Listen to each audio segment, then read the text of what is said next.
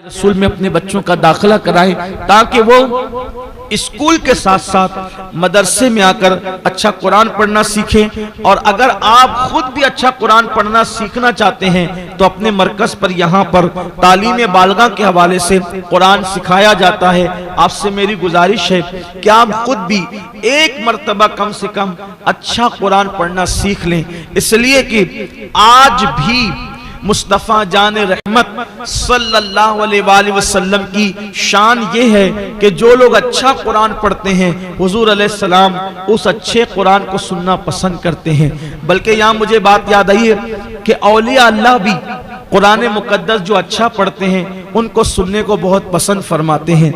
हम लोग मज़ारात औलिया पे जाते हैं और बहुत सारे विर्द वज़ाइफ करते हैं, लेकिन मैं कहता हूँ सारे विर्द वज़ाइफ अपनी जगह, अगर हम वहाँ जाके कुरान की तिलावत करें उसकी अपनी बरकत ही कुछ और है। देखो कुरान की बरकत, जो कुरान में बरकत है वो किसी और वजीफे में नहीं है।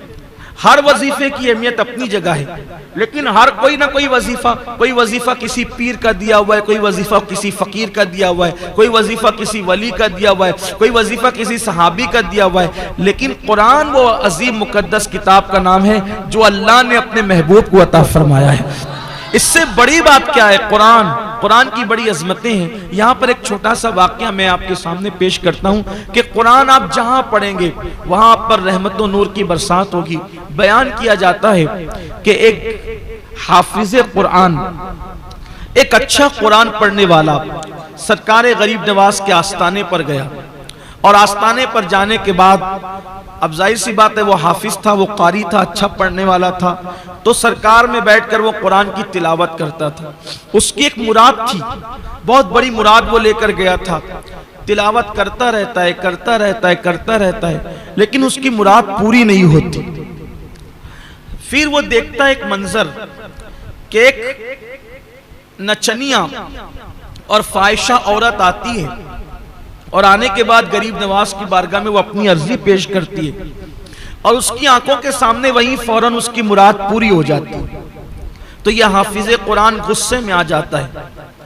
अच्छा कुरान पढ़ने वाला ताली कुरान गुस्से में आ जाता है, कुरान बंद करता है, ताक में रखता है और अपने दोनों हाथ गरीब नवाज की चौखट पे मारता है, और मार करके कहता है, ख्वाजा तेरे यहाँ इंसाफ नहीं है।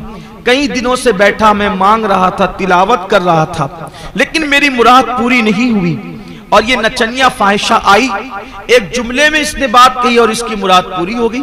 अब मैं जा रहा हूं। जैसे ही वो जाने लगा तो क्या देखा, एक खूबसूरत बुजुर्ग, बड़ी बड़ी आंखें, गोल सा खूबसूरत नूरानी चेहरा, और पूरे वकार और तमकनत के साथ सामने से चले आ रहे हैं। और आने के बाद कहते हैं, हाफिज साहब कहां जा रहे हो, जा कहां रहे हो? उस हाफिज ने कहा, घर जा रहे हैं। और कहां जाएंगे? इसलिए कि इस चौखट पर इंसाफ नहीं है। कई दिनों से बैठकर मांग रहा था, मिला नहीं। एक नचनिया को एक बात में दे दिया। आने वाले बुजुर्ग ने कहा, हाफिज जी जाओ, आपकी मुराद भी पूरी हो गई, आपकी तमन्ना भी पूरी हो गई, जो मुराद लेकर आए थे पूरी हो गई। अब इतने यकीन के साथ आने वाले बुजुर्ग ने जब कहा तो हाफिज जी ने कहा, हजरत आप कौन है जो आप कहते हैं कि तेरी मुराद भी पूरी हो गई? फरमाया, जिसकी चौखट पर मुराद लेकर आए थे वही मोइनुद्दीन हूं मैं, वही मोइनुद्दीन हूं मैं। तो अर्ज किया, हुजूर इतनी ताखीर क्यों हुई? फरमाया, नादान तू बेसब्रा है। दरअसल वो नचनिया की आवाज मुझे पसंद नहीं थी, इसलिए उसने मांगा, फौरन देकर भगा दिया।